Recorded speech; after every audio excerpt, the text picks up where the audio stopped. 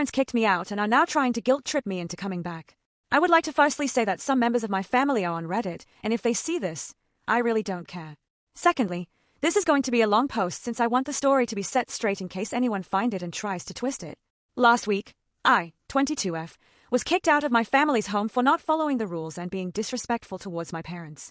I was sick last week with strep throat, but I honestly think that it was like a cold or something because I felt completely fine and the antibiotics made me feel worse. Not the point here, but I was sick and I stayed home from work because I didn't want anyone else getting sick. I work with kids, and I had this terrible neck that was spreading to my head. I couldn't hold my head up without a hand on it to massage the pain. That's how bad we're talking. So I told them that I was staying home because I was sick and they weren't happy about it, but I'm a grown-ass woman and if I can't work, I'm not going. My job demands a lot of sitting, walking, talking, etc. I couldn't really do much except shuffle around awkwardly with my hands on my neck every 10 seconds. So my dad comes into my room not even 10 minutes later and tells me that I am required to help around the house and that I wasn't allowed to have my boyfriend over, and if I wanted to see him, I would have to drive myself over to his house. I told him I wasn't doing anything like that I was sick and in pain and I needed to rest. If I was feeling better and wanted to see my boyfriend, he was most likely going to come here because I can't drive with that pain in my neck being so bad. He argued with me saying how I'm lazy and started comparing my pain to his and how he still got up and went to work when he wasn't feeling well in the army.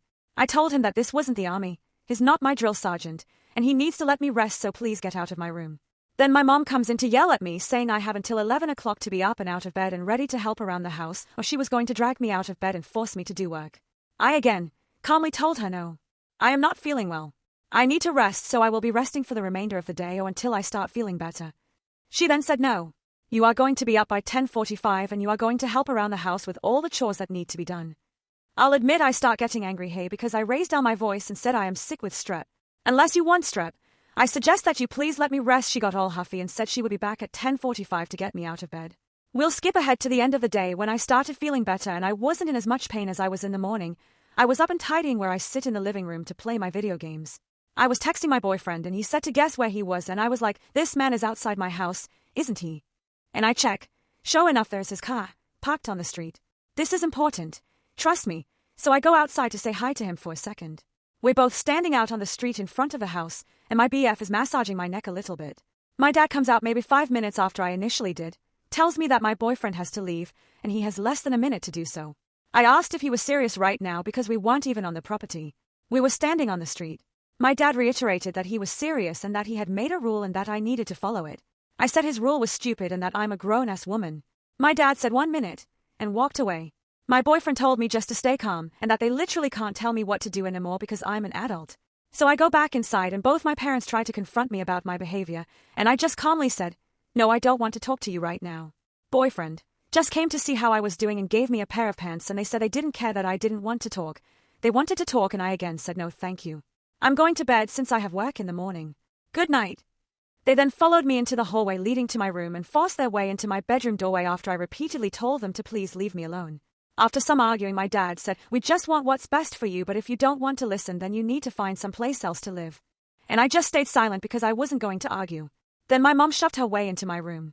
She started yelling at me to sit down and listen, and I told her no. She pushed me in my shoulder and said, sit your little ass down and listen. And I again told her no. I was already reaching for the phone at this point and trying to call my boyfriend, and she tried intimidating me, saying he's not going to deal with you anymore. He's going to see your true colors and he's going to bring you back here. I got angry at that, and after calling him, getting into a screaming match with my mom while on the phone with him, she told me get out. You need to leave. And I punched a wall. She then said, oh my God, we should have her committed. She's insane. I would have laid my hands on her to show her insane, but I'm not one to stoop to their level. It's wrong, I know, but she laid hands first and she was almost asking for a reaction out of me. Unlike her, though, I have self-control over my emotions. So I packed most of my clothes into different bags and left the house. That was Monday, September 9th, which was also mine and my boyfriend's anniversary. So it makes sense why he wanted to come see me. I have been back once with my cousin to get the rest of my sweaters and the stuff out of a cube organizer. My parents have texted me a couple times asking to talk and hoping that I'm okay and that they miss me, but I've ignored all contact with them unless it was regarding my dog that I had taken with me for the weekend. Now they're sending family members to check in on me and try to find out where I'm at and try to get my side of the story out of me, but there really isn't much else to tell, and I really just don't want to focus on any of that negativity when I've already started feeling better since I've left. I'm currently looking for a permanent place to live in near my city so I can be close to work, friends, and school.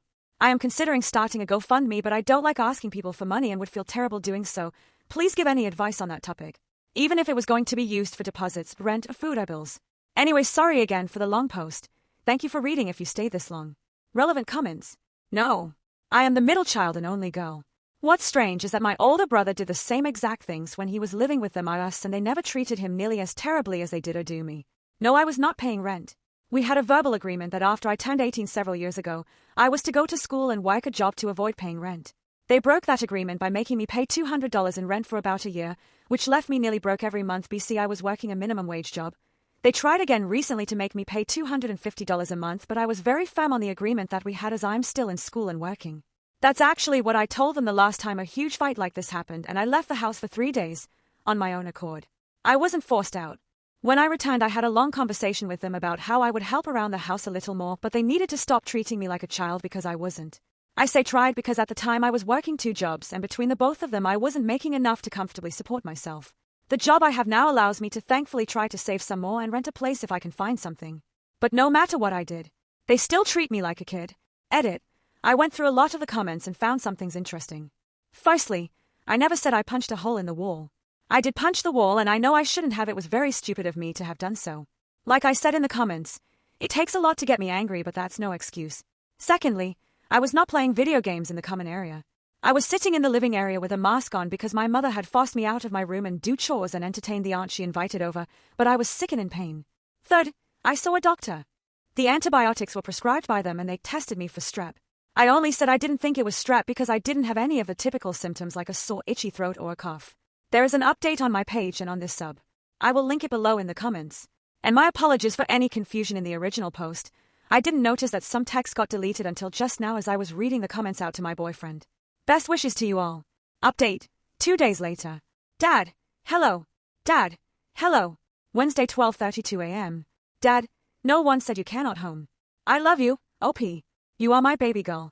I only want the best for you, and so does your mom. I don't know what we did to you that makes you unhappy.